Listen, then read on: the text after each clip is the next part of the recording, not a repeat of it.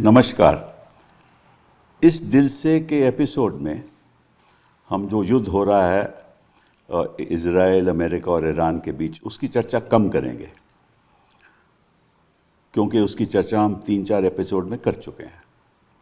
लेकिन आज हम एक विशेष चर्चा करेंगे कि दुनिया में जो वॉरफेयर है, जो जंग है, उसकी परिभाषा बदल रही है और बदल चुकी भी है। कितने हद तक बदल रही है, कितने हद तक बदल चुकी है, उसके बारे में चर्चा करेंगे। अब आप देखते हो कि सबसे ताकतवर देश अमेरिका, दुनिया में सबसे ताकतवर देश, उनके पास बॉम्बर्स, उनके पास स्टेल्थ एयरक्राफ्ट, उनके पास क्या क्या नहीं है, नेवल फोर्स कितनी है, इंटीग्रेशन है उनके पास, टेक्नोलॉजी और मिलिट्री हार्डवेयर का सब कुछ है उनके पास। लेकिन कई दिन हो गए, 1 महीने से ज़्यादा हो गया, लेकिन ईरान ने अपने हथियार नहीं छोड़े और लड़ाई भी कर रहा है। उनके पास एयर पावर भी नहीं है, उनके पास नेवल फ्लीट भी नहीं है, उनके पास केवल ड्रोन्स हैं और सस्ती टेक्नोलॉजी के द्वारा वो अपने हौसले के द्वारा उनका सामना कर रहे हैं। अब अमेरिका ने कहा है कि हम अपने मरीन्स वहाँ भेजेंगे, पैराट्रूपर्स भेजेंगे, 50,000 लोग भेजेंगे। ईरान कहता है आप आइए, आपका स्वागत है, हम आपकी देखभाल करेंगे एक दूसरे तरीके से। तो ये सब बात ईरान कह रहा है। क्यों कह रहा है? ईरान के पास तो इतना साधन भी नहीं है।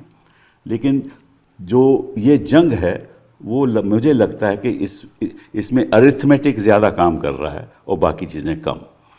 कि अगर आप ड्रोन इतनी तादाद में भेजेंगे, जो इंटरसेप्टर हैं, जो कई $मिलियन के होते हैं, इतने तो हैं नहीं, और जितने इंटरसेप्टर इस्तेमाल होंगे उतनी उनकी कमी होगी। तो आप 40-50 हज़ार ड्रोन आप मैन्युफैक्चर कर सकते हो। कहाँ करते हो, कहाँ नहीं करते, ये भी अमेरिका को मालूम नहीं, क्योंकि 40% ईरान तो माउंटेनस है, तो उन्हें छिपाई हुई उनकी कैपेबिलिटीज़ हैं और वो तैयार हैं, जनता भी तैयार है।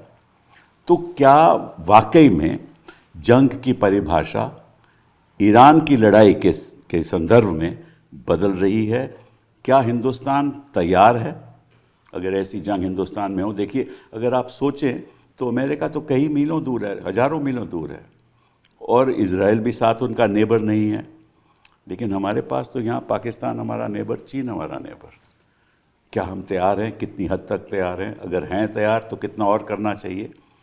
तो ये बातें हम करेंगे। और ये एक ख़ास एपिसोड है जिसमें 3 ऐसे लोग हैं जो डिफेंस सर्विसेज को बिलोंग करते हैं, और वो हमें बताएंगे, क्योंकि उनका तो बड़ा अनुभव रहा है, वो हमें बताएंगे कि क्या स्थिति है, क्या होना चाहिए, और क्या वाकई में जंग की परिभाषा बदली हुई है नहीं। सबसे पहले thank you very much lieutenant general A.K. Singh for coming here. You have commissioned in the 7th Light Cavalry, one of the oldest armored regiments, in June 1973. Early years as a young officer, you commanded the T-55 tanks, I believe, and over time transitioned seamlessly to leading formations equipped with advanced T-90 tanks. और फिर आप professional education आपकी elite institutions में रही, आप बाहर भी पढ़े. You attended the Staff College at Camberley in the UK, the Malinovsky Tank Academy in Moscow, Royal College of Military Science in the UK, National Defense College, India and Sweden. And you have a unique training path which gave you a rare distinction of being the only Indian officer trained both in NATO as well as in the Warsaw Pact forces. Technically, you're a BSc MPhil in Defense Studies. That's great. PhD from Pune University, 40 years service, and culminated as the General Officer of Commander-in-Chief of Southern Command in Pune, the Indian Army's largest geographical command. So you have a lot of experience in how wars are won.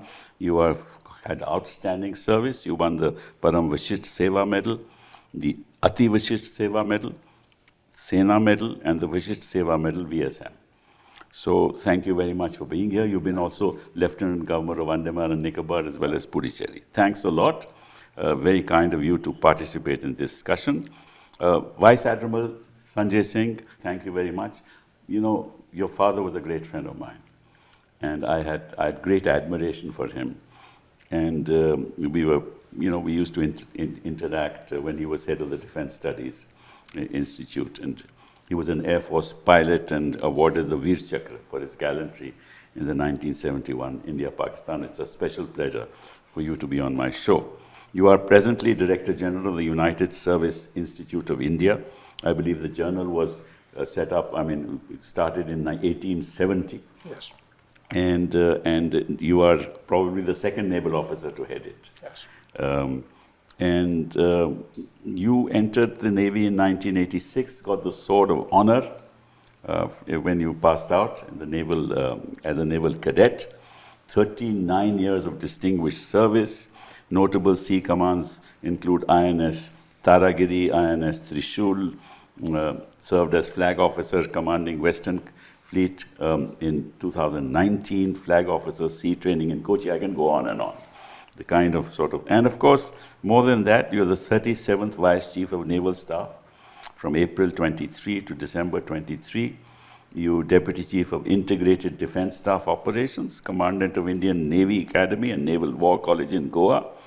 And you have actually been in Iran, and you've done a sort of a study of Iran, which very few people in India have done. So you give us a great insight into what's happening.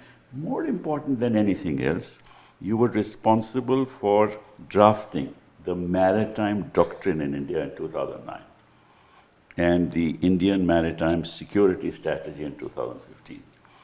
So, it's a real pleasure for you to be with us today and give us an insight into what's happening.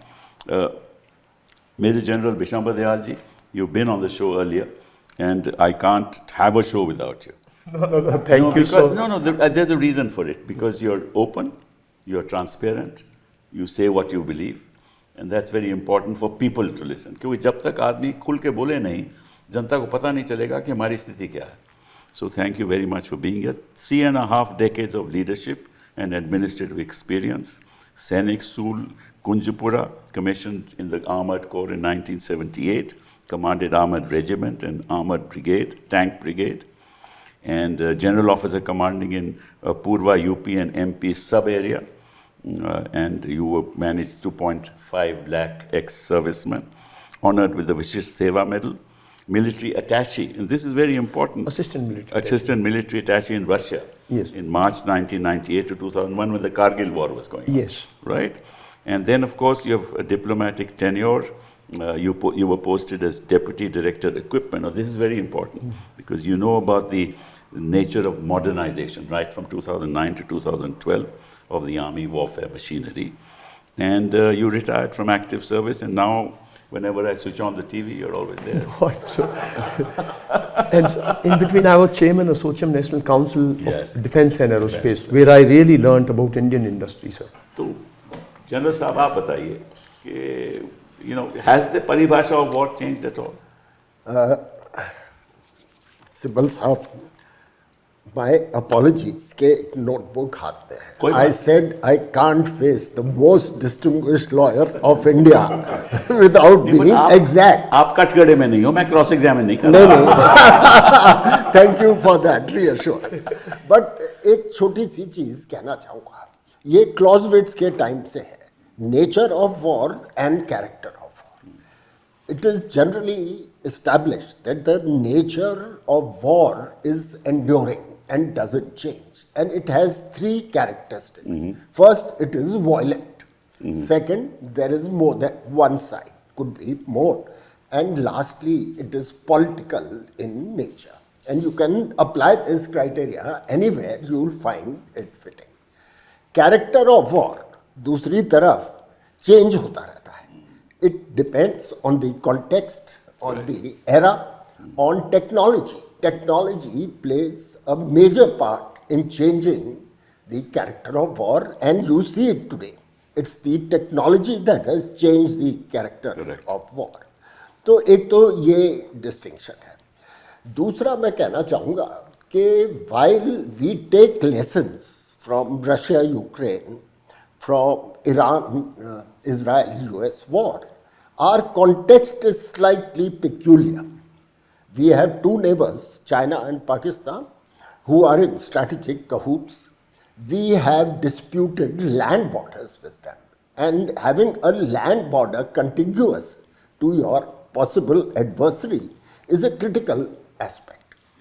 Also, the two are at different levels as adversaries. Pakistan is more or less a low technology power, whereas China, sir, China is looking up to the US as an adversary, That's right. not to India.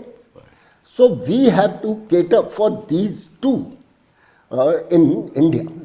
And मोटे तौर पे हमारा dilemma क्या है आपको बताना चाहूँगा. India believes if we can solve our issues without going to war. But the best guarantee of that is if we are prepared for it. And as far as today's character of war is concerned, we have a very large inventory of legacy weapon system, tanks, artillery, aircraft, naval ships, etc. They require technological upgradation, which is our priority. At the same time, we seem to have missed the early parts of this technology revolution that is going on. And we need to catch up. Robotics, precision weaponry, space, cyber, much is being done, at least what I am aware, and our two panelists will share on that. If I was to sum up, how prepared are we to fulfill our aims and missions on security? I would say we are reasonably well prepared, not optimally prepared. Even America is not optimally prepared. It's always a time race to continue to catch up. But I think what it requires is a combined focus of the government, the armed forces, all stakeholders, and a whole of nation approach. That's my मेरा hope. थोड़ा से इसमें हाँ जी sir, पूछिए. मैं आपके क्योंकि you had a think tank, so maybe I'll request you to elaborate a bit on this. जो मैं समझता हूँ, ईरान की मैं बात करता हूँ कि उनको मालूम था कि उनके ऊपर हमला होगा, क्योंकि निश्चित है उनको मालूम था, क्योंकि 88 में जब इराक वॉर ख़त्म हुई तो उसके बाद वो तैयारी कर रहे थे, और उस तैयारी की वजह से वो 20-30 साल से तैयारी कर रहे थे. उस तैयारी की वजह से today they are in a situation that they are in. तो हमें भी मालूम है कि वॉर तो किसी टाइम भी हो सकती है, तो हमें भी 20-30 साल से तैयारी करनी चाहिए थी. और उन एरियाज़ में, for example take the United States of America, and I am raising this because you had a think tank. When Obama was in power, Obama decided that I will try and integrate military hardware with the Silicon Valley companies, right? And Ash Carter was the defense secretary at that time. And that integration started then. Today what is happening is that the entire Silicon Valley, whether it is Microsoft or it's whatever, all the companies, L&T, so many companies, are fully working with military establishments. In fact, every military operation that is to be done is integrated with software companies providing solutions, right? And solutions which allow you to promptly attack with precision, and integrate satellite imagery with drone capability, with all kinds of other things. Now, we should have thought about this. And you mentioned about the nation, the army, and the government. What about our software technologists Sir, and our software? if I intervene before Admiral takes on. In 2012-13, I got hold of a book which was presented. It was called Wired for War. P.W. Sanger 2009-10 vintage US publication. I read it, I reread it, and I was amazed. I confirm what you are saying. In 2010, America was spending billions and billions of dollars on unarmed vehicles, ground, air, Yes, and yes. sea. Yes. And where were they? All educational institutions, Yes. all labs, all private sector, Silicon Valley. I gave this book to our, God bless him, late CDS, General Bipin Rawat. I marked it and said, take it under you, we are late starters, but we need to take off now. So, your point is valid, we are late starters. I will recommend another book to you called Unit X. Okay. Unit X is by one Indian and one American, who were actually integrating Silicon Valley into the military hardware. They are actually the people working. Right? Unit X was for unit experiment. The X was removed. It became a permanent feature. So I come back to you with the question that I raised. Thank you, sir. Firstly, let me say that I'm privileged to be part of this show in your company and sitting on the correct side of General A.K. Singh, who's been a guru and a mentor for many years. Firstly, I'll endorse what he said, but I'd like to qualify what you brought about of wired for war. So the Western economies, and that includes the Soviet Union and Russia, their model of economic development has emanated from defense into civil. We must understand that when we talk of, look, they had enmeshing the defense industry with the civil industry, because most of the civil development that has taken place in the Western world, pre-Second World War and post, has emanated from R&D in defense, and the spin-offs of that have gone into the civil sector. Their concept and outlook on war is different from ours. They've had wars of choice. They've been through brutal 2 world wars with no holds barred, absolutely to the last round. They've gone to extreme destruction, something which we in our history only saw in odd times of marauders who are coming from various places. We never reached that level because it was always, let the warrior fight to the warrior. There was always a concept of both just war and just means of war. Jus in bello, jus in bellum was always there for us in a different format. So if we take their example, we may draw some wrong lessons. They have been built, the entire outlook and policy in the history has been oriented more towards warfare as a policy. Ours has been towards deterrence and defense. Right. Our policy has always been create the space of preventing war rather than waging war. So building up the capability to fight war has always been to the level that you prevent the war from happening. That means you raise the cost of victory or you deny it, deterrence by denial or deterrence by punishment. And if it were to break out and deterrence fail, then prosecute the war in a manner that you're able to bring it to a favorable conclusion at the earliest possible, so you can turn around and concentrate back on our national growth. Now, if we were to start adopting the Western outlook and policy, it would invert the way we have done our growth and development since independence. In our case, most of the defense developments have come from the other side. You made the developments in the civil sector, you've done your R&D in the civil side and the commercial side, and then you adopted and adapted it into the defense side. That's how DRDO does these things. DRDO does a lot of indigenous research, but a lot of adaptation is done directly by the armed forces themselves. That's where when we have procured arms from abroad, we have adapted them to our conditions, our requirements, our ways of warfare, and brought in value additions at various stages.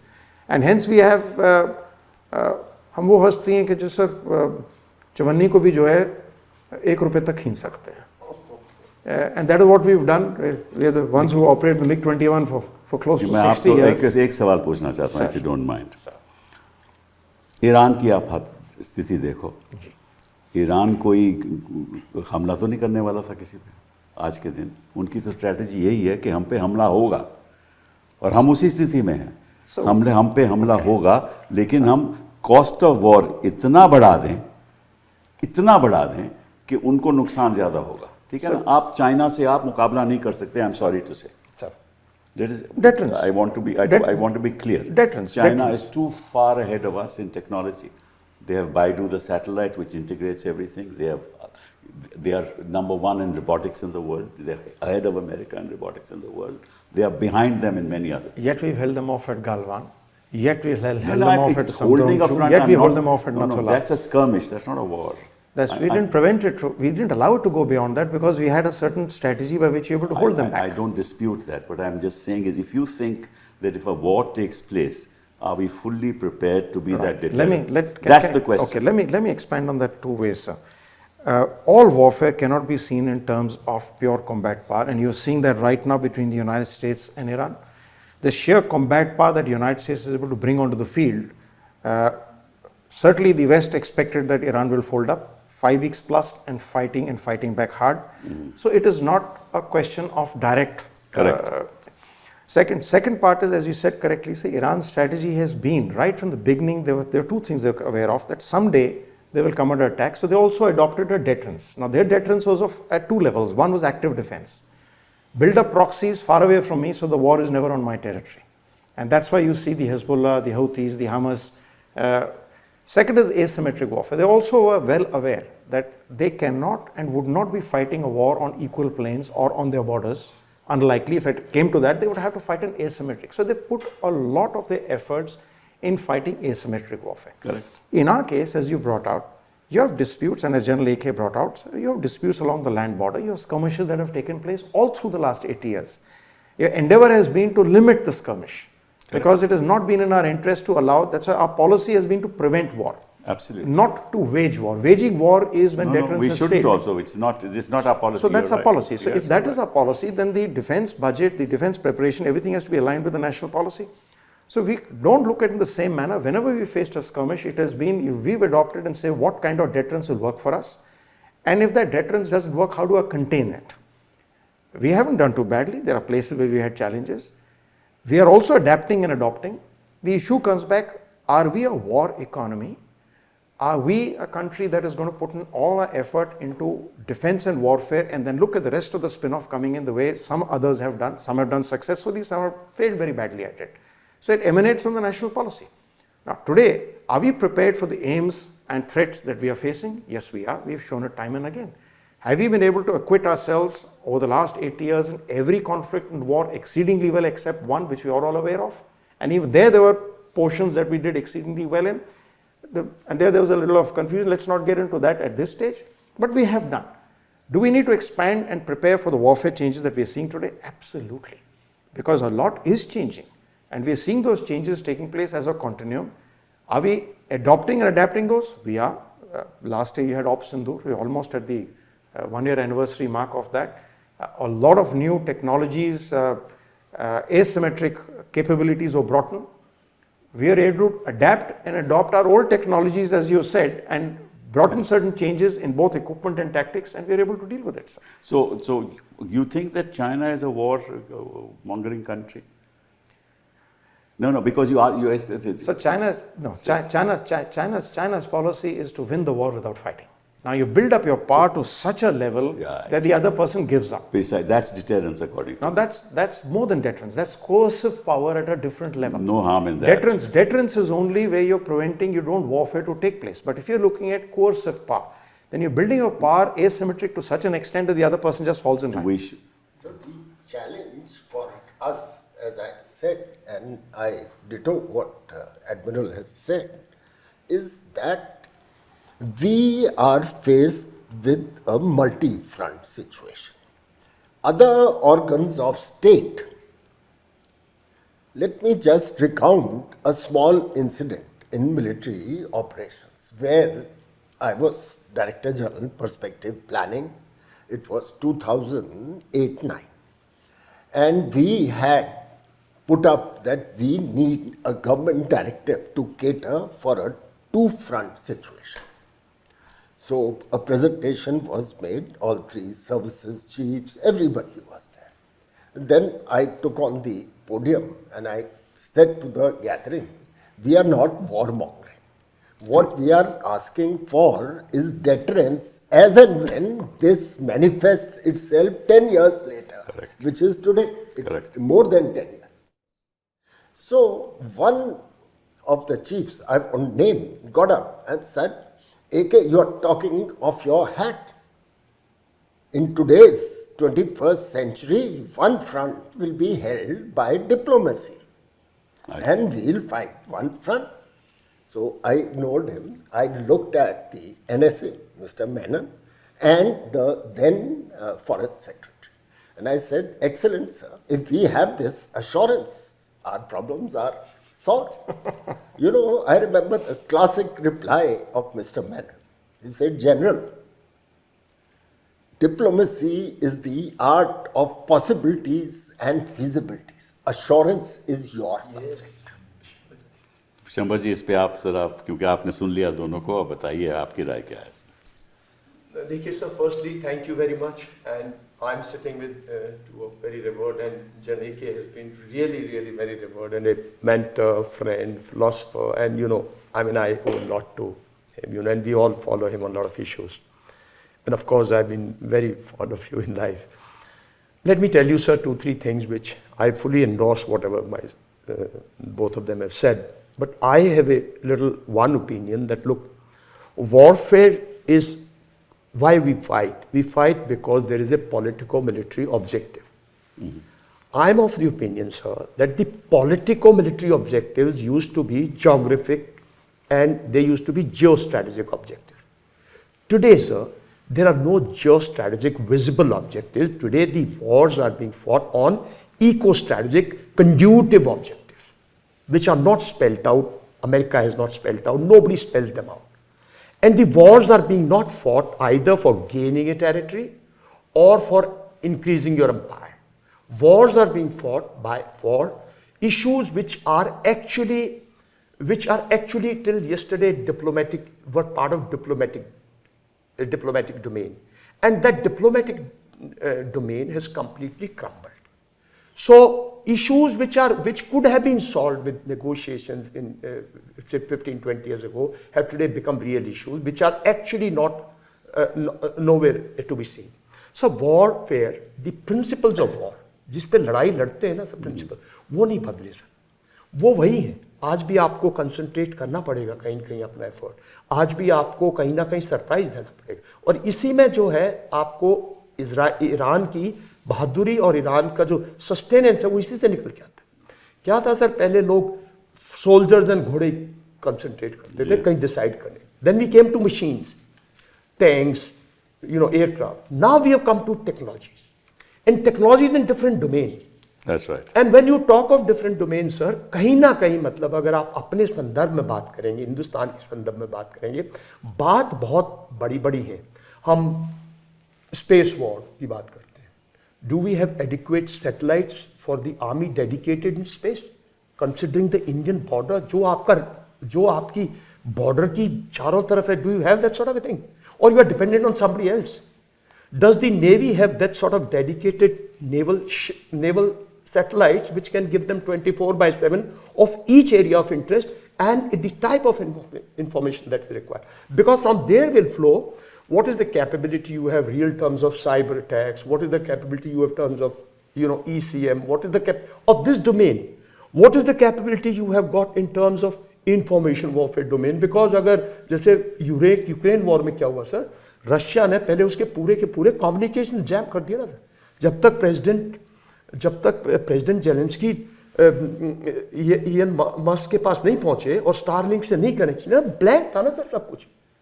तो मतलब कि आप एक domain जो हम बहुत बात करते हैं, वो डोमेन जो है मुझे नहीं लगता कि हम उस लेवल पे हैं जिस लेवल पे हमारे एडवर्सरी कुछ भी कहें. देखो सर, एक तरफ तो हम कहते हैं कि हमारा मेंटल माइंडसेट जो है ना सर, वो जो डॉक्ट्रिन और जिसकी बात कर रहे हैं बोथ ऑफ देम, वो बहुत डिफेंसिव है कि भाई हमने डिफेंड करना है, हमने लड़ाई लड़नी नहीं है, हमें डिफेंड करना है, हमारी जो है हमारे अंदर कोई ना घुसे, भाई हमें किसी पर अटैक नहीं करना.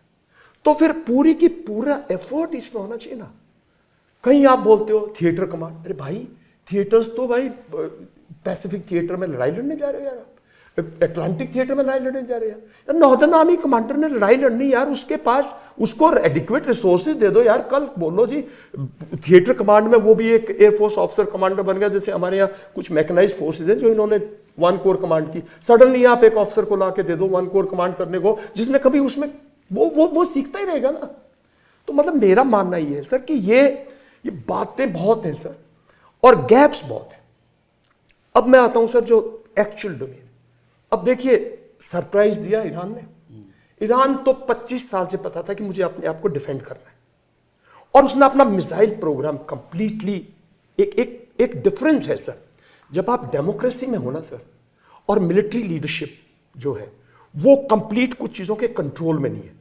लड़ाई लड़ता है 24, दुश्मन जो है ना सर 24/7 मॉनिटरिंग है। मैं बार बार कहता हूं, ISI 24/7 मॉनिटर करते हैं हिंदुस्तान में क्या करना है, कब करना है, कैसे करना है, राइट। उनका एक ही एम है सर। चाइना का एक ही एम है कि कम मौका लगना है कि इंडिया को कोर्स करके, इंडिया को अंडरमाइन करके दिखाना है। चाइना 24/7 का। सर ईरान ने 24/7 25 ईयर से काम किया। ये मिसाइल प्रोग्राम का 2009 में, ये जो मिसाइल आप देख रहे हो सर, ये बिल्कुल स्टैब्लिश थी। 2015 में ये ड्रोन्स सबसे, मतलब दुनिया ड्रोन्स की बात कर रही थी इनके, since he has been in Iran, इनके ड्रोन्स तो सर ये बनाने लग गए थे, और ये कहीं से बाहर से टेक्नोलॉजी नहीं लाए। और इन्होंने तो शायद वो तो रशिया जैसी पावरफुल कंट्री को दिया ना 50,000 से ज्यादा। right. तो सर ये वो इस्तेमाल कर रहे हैं ये, वहाँ तो यूक्रेन सर में। एक डेडिकेटेड वो जो 25 साल से ये काम कर रही है कि भाई हमारे यहां घुसेगा और अगर हमारे अस्तित्व को खतरा होगा तो हम नहीं छोड़ेंगे। और ये जो जनरल ने बात की, और इन्होंने भी किया, ये रियलिटी है कि भाई we have got a border. और जब बॉर्डर होता है ना सर, तो उसकी लड़ाई का एक कंसेप्ट बहुत अलग है सर। जब आपके देखिए ये स्टैंड ऑफ वॉर क्यों है, क्योंकि कोई क्लियर कट ज्योग्राफिक ऑब्जेक्टिव है नहीं। आप कह रहे हो जी मैंने उसकी न्यूक्लियर पावर खत्म करनी है, आप कह रहे हो जी मैंने उसकी पावर उसकी IRG को खत्म करना था कि उसकी सत्ता बदली जाए, आप कह रहे हो जी मैं उसकी एनर्जी सोर्सेज पे जो बोल नहीं रहे, जो एक्चुअली करना चाहते हो। तो ये जब वार होते हैं तो आप स्टैंड ऑफ वॉर लड़ते हो। तो स्टैंड ऑफ वॉर में ना तो कोई दीन है ना धर्म है, आपने किसको मारा, कब विक्ट्री डिक्लेयर कर दो। इन्होंने जस्ट जून में की थी। जब हमारी क्या मजबूरी है सर, हम लोग नहीं समझ रहे कि अगर हमारी लड़ाई लड़ती है और हम इस किस्म की लड़ाई पे प्लानिंग करेंगे तो हम मार खाएंगे। चलिए मैं आपसे एक और सवाल पूछता हूँ। That's because you neither of you sir मैं belong- कुछ और बोलना चाह रहा हाँ, था, बोलिए। क्योंकि बात चली DRDO की और स्ट्रक्चर की। सर आप साइंस एंड टेक्नोलॉजी मिनिस्ट्री रहे जी हाँ हैं। जी हाँ जी। सर मेरा मानना ये है, और मैं 200% गलत हो सकता हूं, कि जो DRDO है ये डिफेंस मिनिस्ट्री के नीचे क्या कर रही है। वो जो साइंस एंड टेक्नोलॉजी मिनिस्ट्री है, why don't you club it. मेरा बहुत स्ट्रांग मानना ये है सर, जैसे इन्होंने कहा कि जो हैवी इंडस्ट्री है रशिया की, और मैं सर डिफेंस इंडस्ट्री में मेरी बहुत रिसर्च है, रशियन पे, यूक्रेनियन पे। मैं बार बार गया हूँ, मेरे रिटायरमेंट के बाद कम से कम 50-60 बार जा चुका हूँ। पोलैंड में, चेकोस्लोवाकिया में, इजराइल में सर, और इवन फ्रांस में, इवन जर्मनी में, न्यूरमबर्ग वगैरह में, जहाँ इनकी इंटीरियर।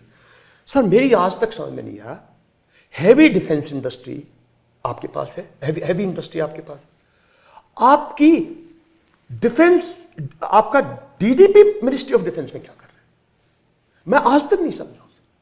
भाई आपके पास इतनी बड़ी बड़ी मतलब DPSUs हैं, आपके पास इतना बड़ा जनता को नहीं मालूम DPSU का मतलब क्या है। डिफेंस जो पब्लिक सेक्टर यूनिट्स है ना सर, HAL है, BEL है, correct, ये बता दीजिए। मैं आज तक नहीं समझा हूं सर इनका और इंडिया की जो हैवी डिफेंस इंडस्ट्री है। ये सिर्फ जब हमारे सेमिनार्स के थ्रू थोड़ी बहुत कोलैबोरेशन हो रही है, लेकिन दोनों मिनिस्ट्री, क्या सेक्रेटरी डिफेंस प्रोडक्शन और सेक्रेटरी हैवी इंडस्ट्री, क्या उनके वहां से कुछ जनरेट होता है, मुझे नहीं लगता सर। चलिए तो मतलब ये मैं मतलब देखो, मैं आपको छोटी सी बात बता रहा हूँ। एक टैंक, हम दोनों टैंक मैनेजर, एक बड़े टैंक, मैं छोटा टैंक मैनेजर। सर हम एक नया फ्यूचरिस्टिक टैंक बना रहे हैं। अरे भाई रशिया में 2 टैंक फैक्ट्री नहीं सर्वाइव की, अरे जर्मनी के अंदर एक मेजर टैंक जायंट है, आप इधर 3-4 को दे रखा है, भाई आप टैंक बना दीजिए, आप भी टैंक बनाइए, टाटा भी बनाएगा, भारत। अरे you have got the oldest and the best factory existing in Chennai. Avdi is one of the best, he will agree, the infrastructure wise it is as good as Ural Wagon Jawad of Russia. अरे भाई एक को दे दो, उधर देखो sir order book है, उधर order book है, उधर टेक्नोलॉजी है, उसके पास इंफ्रास्ट्रक्चर है, उसके पास भाई अगर PSUs नहीं चला, फ्रीडम नहीं है। नहीं आप दे दो ना, टाटा को, इन बिरला को बोलो, सबको बोलो भाई जिसने पैसा लगाना यहां लगाओ, और उसको बोलो भाई ये हमारी ऑर्डर बुक है, गुरु इसको आप अपग्रेड करते रहिए। दिस इज हाउ फॉरेन में थिंग्स हैव ग्रोन। रशिया में complete state driven defence industry थी, आज वो स्टेट, अमेरिका में estate investment, China also, Germany में स्टेट इन्वेस्टमेंट से नहीं, चाइना में सर आपने स्टेट इन्वेस्ट करके, और आप भी आज सोचिए even in the United states सारी इन्वेस्टमेंट तो स्टेट करती है। ऑर्डिनेंस फैक्ट्रीज को आप लेके गए और फिर आपने पीएसयू पे छोड़ दिया ले जाके कि भाई ये भी अब डिफेंस पीएसयू है। तो मेरे कुछ जनरल जो इश्यूज है ना सर, वो मतलब मॉडर्नाइजेशन में, जिस रैपिड मॉडर्नाइजेशन जो होनी चाहिए, जो आपको चाहिए अमेरिका, मैं ये मानने को तैयार नहीं हूं कि चाइना जो आप बोल रहे हो चाइना बहुत सुपीरियर है, हम उसको भूल जाए, मतलब मैं मानने को तैयार नहीं, बिकॉज 36 का आंकड़ा उससे है। और मैं ये कहता हूं अगर 36 का आंकड़ा उससे है तो चाइना तो, Pakistan is just to state, मेरा मानना है, आई मे बी रॉन्ग, वो उसका एक सैटेलाइट स्टेट है, स्टूल स्टेट है, जो वो कहता है वो कर देता है, पैसा मिलता है यूज कर लेता है, अमेरिका को बेवकूफ बना देता है, चाइना को बेवकूफ बना देता है। जो टेक्नोलॉजी है, that's one part of it. You're right, you're right. And this struggle that he has highlighted, ये कई दशकों से चल रही है इंडिया में. It is not just defense. In defense, the manifestation is clear when there is a crisis. तो आज भी टैंक नहीं बना पा रहे. But there are other things equally important which we need to take note of. First is connotation of victory has changed. चाहे आप आज ईरान की क्या विक्ट्री मानी जाएगी, अगर वो स्टेटस को सरवाइव कर जाते हैं, they'll be victorious. That's correct. So same when we talk of Pakistan or we talk of China, as the Admiral rightly said, China को हमने हावी नहीं होने दिया बॉर्डर पे, okay? And the gauntlet that was thrown to China was, you want to escalate, we are ready. May not be, but at least that was the message. So connotation of victory is either survival or just status quo. I'll take you to Op Sindoor. Op Sindoor में हमें मालूम है कि India performed exceptionally well against Pakistan. But Pakistan has also claimed victory. Domestic audience के लिए, किस purpose से? उनका मानना है कि स्टेटस को रह गया, इसके बाद things are back to where they were. So they are also claiming victory. So we have to, this I state understand. ground, But let me ask you a simple question. None of you are from the Air Force. Now our squadron requirement is 42 squadrons. That's right, sir. We have 26. No. We don't have a fifth generation. Let's see the facts. No, we don't have a fifth generation aircraft. Right. Your Rafale is a 4.5 generation aircraft. Russia is not giving you a fifth generation aircraft. America, your greatest friend, ab ki baar Trump sarkar, is not giving you the fifth generation aircraft. Right.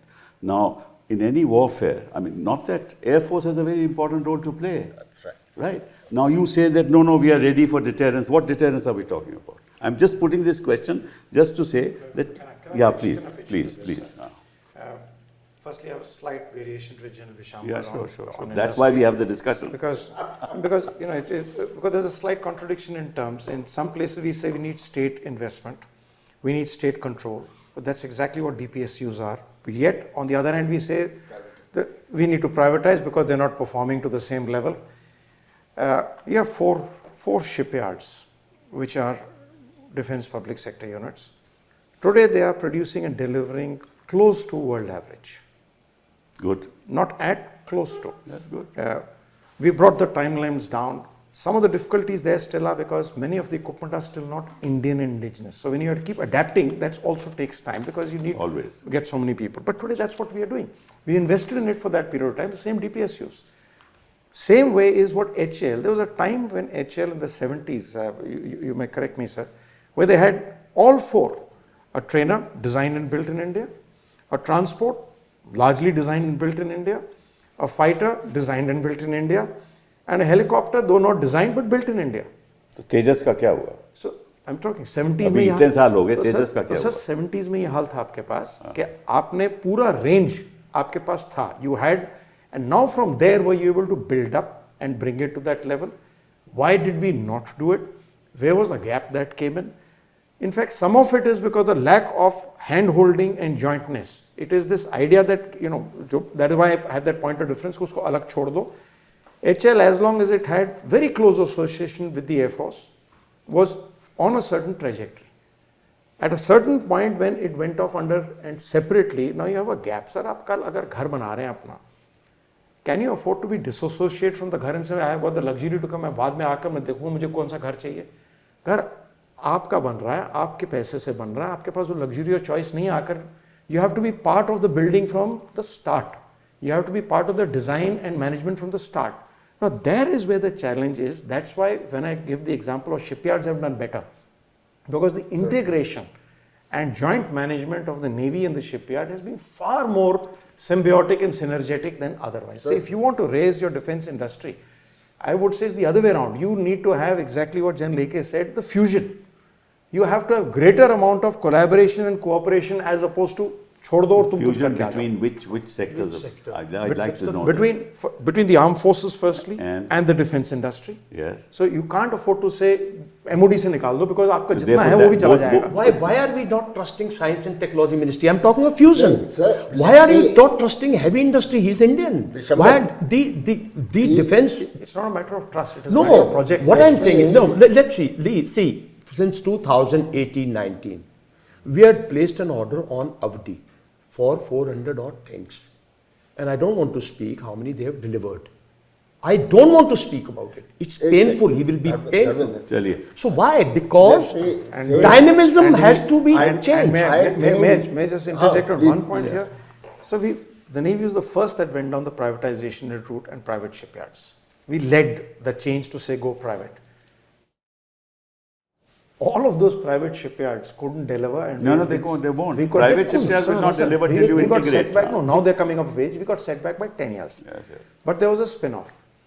In the push to privatize, the public sector shipyards underwent reforms and transformation. Sir, good. let To a me- stage where private shipyard was saying, please give us some private nomination, shipyard we by can't itself compete will with them. not- But let See, me- privatization will by itself in defense in particular will Sir, not give you let me results. confirm Yes. that the Navy has got it the best out of our three services. Yes. They integrated. I'll give you, he's talking of Avdi, right? They now have a board on top. There are great experts who are available.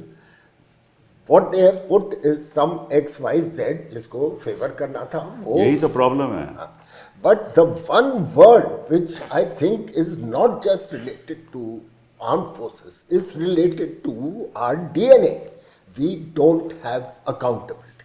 मैं जब army headquarter छोड़ के 1 core जा रहा था, तो then defense minister called me. And since I was director general perspective planning, so पूरा procurement वगैरह आर्मी का मैं देखता था. तो इसे जनरल साहब आपका इतना एक्सपीरियंस है, बताइए क्या करें हम.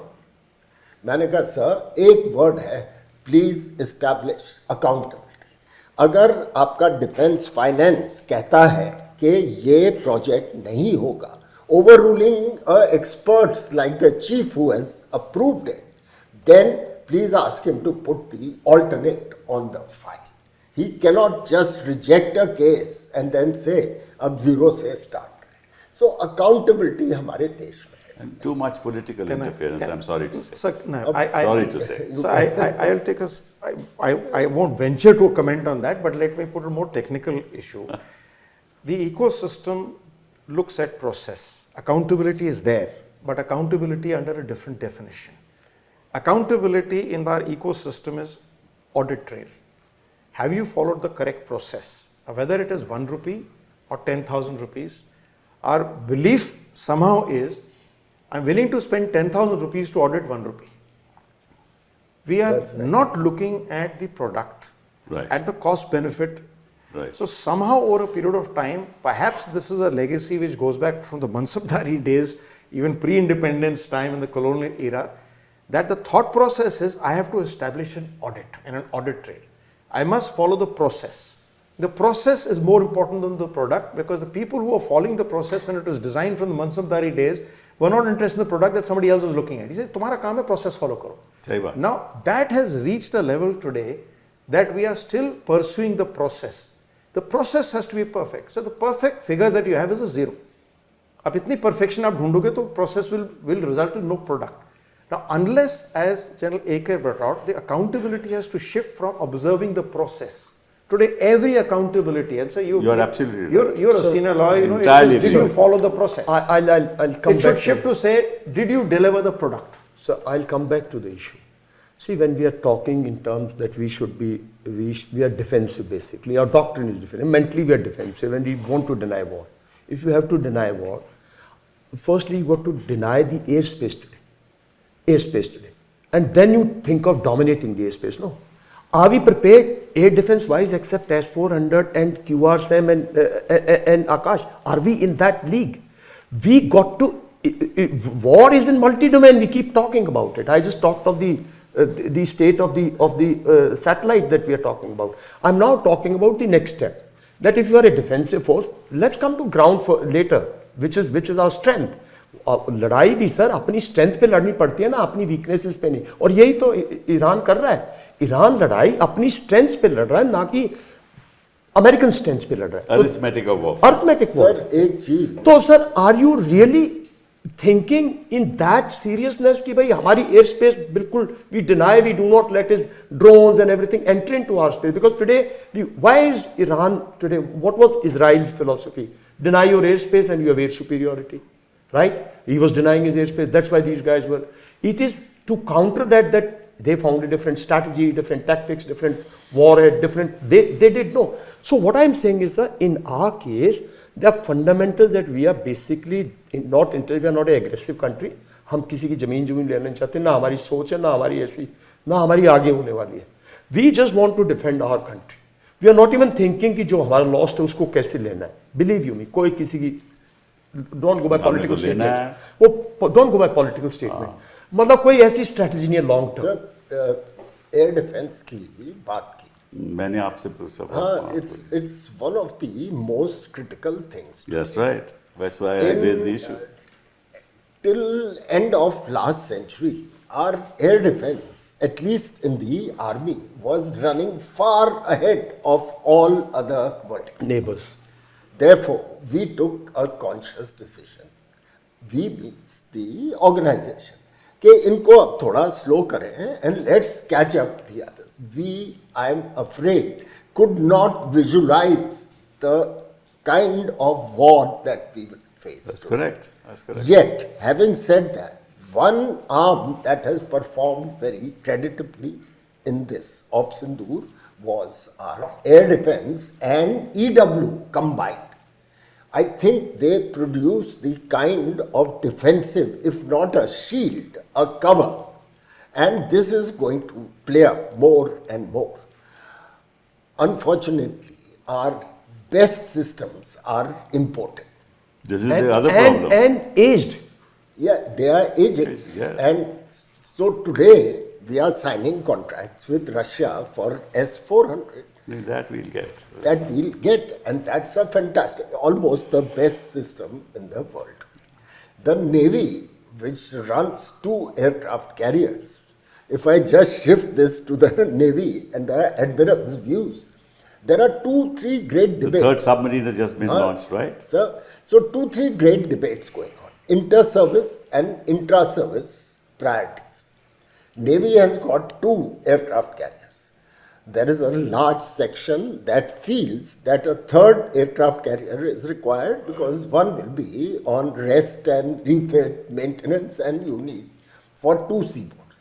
Some of us believe that the aircraft carrier is so costly that our focus will shift to protecting that carrier rather than the task which can today be done through drones, through long-range ballistic missiles, through long-range aircraft. So that's a debate which the Navy has to sort out. Similarly, for the Air Force, you mentioned 42 squadrons to cater for a basic need on 2 fronts.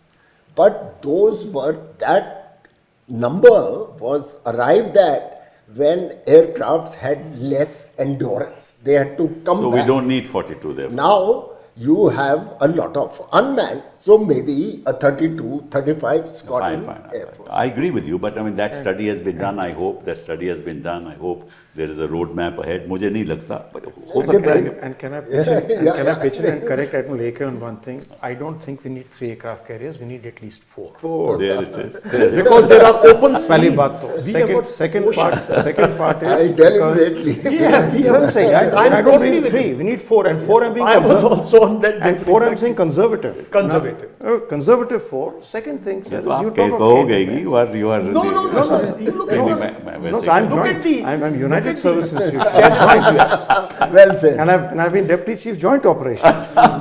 Because you said air defense. Air defense out at sea is a different environment. I agree with you. Aircraft carrier is not meant for, Yes. for in our concept, for going on and taking on a shore-based air force. That's It is to provide air defense out at sea. Today, sir, आपको पता है, 95% of your trade is on foreign flag vessels, not on Indian flag vessels. That's right. One bunch of pirates on a dhow can go and target them. You can have drones out there who can Yes, target them, absolutely, which can fly 2,000 kilometers. So that is so that's why I thought let me just Absolutely. interject Aircraft that to my carrier, guru and say US तीन बहुत कम है sir. US aircraft carriers around there, and Iran knows that it's around have there, we but they are ready taken- to. It They are is, ready to it deal is. with it. So, the second part, now that I've disagreed with my guru, let me agree also that yes, you can do more with less if it is integrated. And that is the basic reason for jointness. I completely subscribe to General Bishambar's views on where he's looking at theaterization. I totally agree. I myself have been a proponent that we need to look at jointness first. Yes, absolutely. Get the structures, get the systems and processes. The minute you get the systems and processes, then your efficiency builds up. Then you're not looking at that every segment I need to man every kilometer of the border. No. I'm able to, by synergizing. That's correct. I'm That's able why to they get talk it of value. UAVs, loitering munitions, artificial intelligence, targeting and autonomy, And a lot electronic of- warfare, cyber operations, Multi-domain network operations. systems, multi-domain operations. And a lot of this is not only there, we saw evidence of it last year in Sindoor. If you are happy It's with there. Operation Sindoor, I have no further So questions. it's like On this. some- I think it's that like, on sir, let me this is put some just a- aspects. yes, sorry. Sorry. Well, Let me put it like this, sir. Any military man is never happy, he wants more. because you're catering for a worse situation. Yeah, that's right. You have don't to rest think and ahead. say You have to something think went ahead. off well. You're able to, you're always looking at, okay, I have learned lessons, the enemy will also learn even more lessons. So Yeah. you can't rest on what a situation it is. A crisis came, sudden point came, we prevailed, we had the capability to adapt. And let's also not think that this year we're in the same level of capability as last year, neither is the adversary. So constantly, as General Bishambar said, it's a 24/7, and in that 24/7, if I may just sum this up, the final equation is a multiplication of your force into your strategy stroke tactics. If you have enough force, I don't need very much of strategy and tactics. Go the United States way, wham bam, full attritional force. That war, So, which also hasn't worked. So there If are- your force is lower, then you have to then you need to bring in greater elements of strategy and tactics. And part of that strategy also is your technical strategy, your technical tactics, and bringing in Adaptation. what kind of war and what kind of terrain. That intermix will never be the same across two places and two times. That's Sir, correct. there are Yes. just three other issues I wanted to raise. First is whenever we undertake operations, either suo motu or imposed on us, we should have clarity on Yes. the end state and conflict termination. Correct. The problem in the US-Iran war is US and Israel went to war on some basic assumptions which proved wrong. That's And now they don't have an exit strategy. One. In our case, I'm not sure Israel's assumptions are wrong. Israel probably I think in Israel the, probably was very aware yeah, what they were doing. in the larger context they wanted to draw. The second thing is endurance. So far, all wars that we have fought have been short and swift. Okay, sir? The world statistics suggest that the wars are lingering on, not just by your factors, but external factors that come into play. Our endurance, I won't quantify, I'm sure things have improved, is something that we need to look at seriously. 2-3 points. One is our stock holding levels. There is a 30-30 concept which translates to 120 days of war, but no country can afford to have that much of stocks because you don't turn them over with training wastage, and that's a dead loss. So a dynamic thing. Second is surge capability. We have very little surge capability. It's being established, especially ammunition. And third is that our critical equipment and ammunition, at least in the Air Force and Army, is of foreign origin. That's the problem. And that's a worrying factor That's correct. if it comes, because alliances and preferences keep changing. And we don't know We've how. seen that happen in the recent past. That's right. So this endurance, and the third thing I wanted to raise, which is that he has mentioned it, the Admiral, that we haven't fought the bloody war that is being seen today in Ukraine, millions of casualties. World War, Russia, Battle of Stalingrad, 2 million dead, sir. Battle of Leningrad, 3 million dead.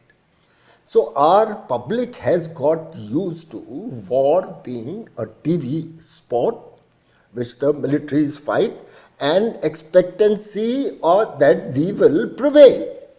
So we had one aircraft down, it created a different sense. I think the public has to be prepared that if there is a real war, there will be casualties. We have to. No doubt about it. So I was talking of strengths and weaknesses, right? So I talked of weakness in the air defense, which is very critical for a denial of airspace. Now I'm talking about a very critical issue from the Iran war.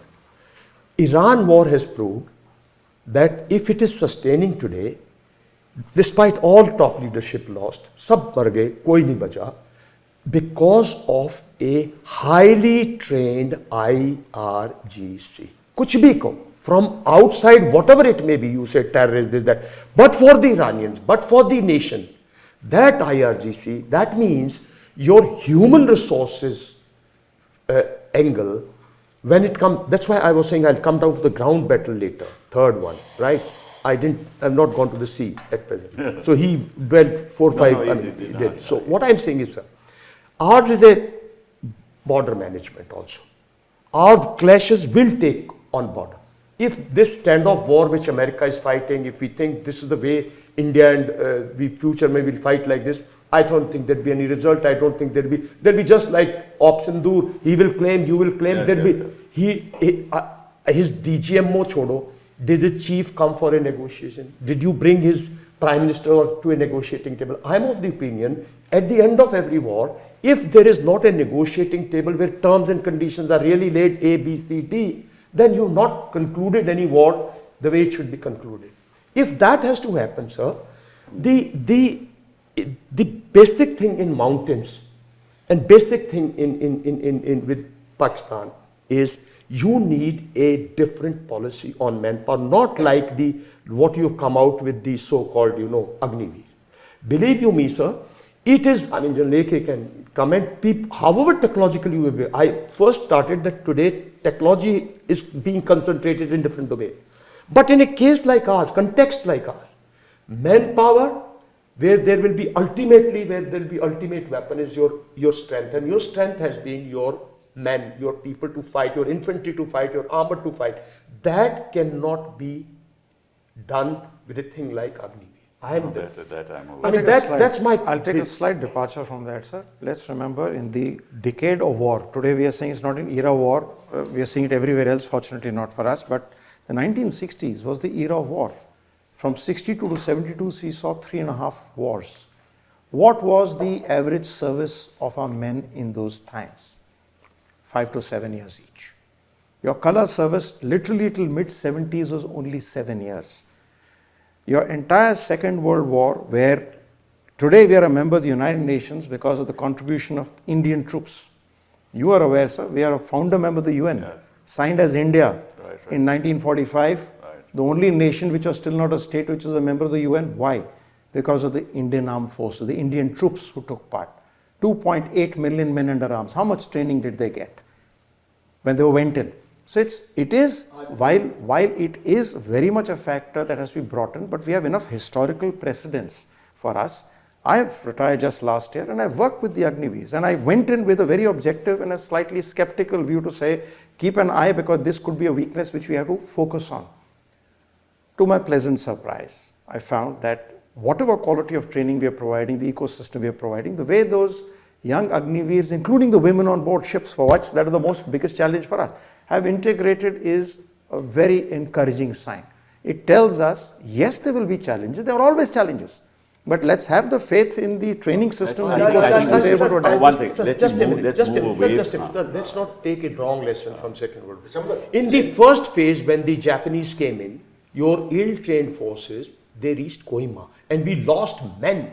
It is when we trained them hard, when units got into those formations, you bounced back. I think That's not, Well, let's- believe you me, months. No, no, you lost some- much more in the... Shambar, Well, there were some 30,000 was the tweaking- strength. Some tweaking, 3 services have proposed, Yeah. and I am of the understanding that the organization and the government are considering No, I agree. tweaking this system. I think to a- I think we should move away from Yeah. Agniveer at the Yeah, moment yeah. because there I are lots think- of pros and cons on that. Let's Yeah, leave yeah. that out. That's a separate debate altogether. But let me go back to my fundamentals. Fundamentals are any nation in the world which has got economic power spends $800 billion on R&D. Okay, We don't. China spends $650 billion. How much do we spend? Not even a percent. Less than 100. Okay? They integrate education with technology. They have private sector setting up campuses in educational institutions. They give state funding for that. That's where ideas generate. Right? That's the genesis of new technologies. That's what the US has done. That's what China has done. China's educational institutions are some of the topmost in the world. I believe, and this is my personal belief, India can never reach that level of technological advancements unless we integrate education with science, with private sector participation, and with state support. And in the absence of that, I'm afraid we'll never be the power we want to be. I agree with you more. You've been the HR minister yourself, sir. Yes. And you would have seen it at first close quarters. In 2010, if I remember, the Planning Commission had said India needs 1,000 universities and 50,000 yes, colleges. yes, yes. Yeah, you would have been the Yes, architect amongst yes, those yes, papers. yes. Today, our education system is more an Shambles, examination. in shambles. It's an examination system. No, apart from Not that, even you have 50,000 rupees being given to ad hoc teachers in universities. So now you're right. So if your base education system, and you look at Iran, so Iran science and Look at technology their and maths education. is 2 years, minimum 2 years ahead of us. Yes. What we teach in our class 10, they teach in class 8. So I have been, after coming out of Andaman, teaching at Jindal Global University for 7 it's years. fine university. Now I teach at IIM, some other universities. And let me say, while there is an increased concern to learn about security and defense, because my thing was super subscribed, but the integration which the Admiral talked of, you talked of, is just not It's missing. there. All Missing. it means is they come for recruitment later, that's it. This is the There real are far too problem in many India. tables handling far too many things like procurement. That is something possibly, sir, you could tell us why it has gone that way, because you brought in reforms in the... No, because nobody's interested in education. There is no The only interest this country is in winning elections. I'm sorry to say. I'm saying it openly. See, the nation needs to be Atmanirbhar.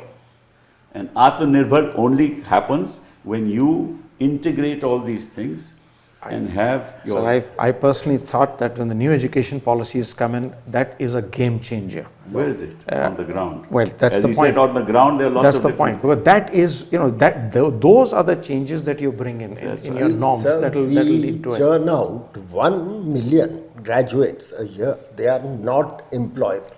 Yeah. Because it's just a stamp to This get is what it that. is. So we don't talk about this. This is at the heart of being a technologically strong country which Sir, can I- match any attack. on I us. just want to raise one issue. We have become very combatively politicized in this That's country. true. All of us, at least most of us, are apolitical. That's correct. in I know our that. view. And therefore, the country should ensure that the core values of its armed forces, Remains. in specific, being apolitical, being secular, and being professional. So at this remain. point in time, with that, I want to close this discussion because that's the heart of the problem. Thank you very much. Thank you, sir. Thank you, sir.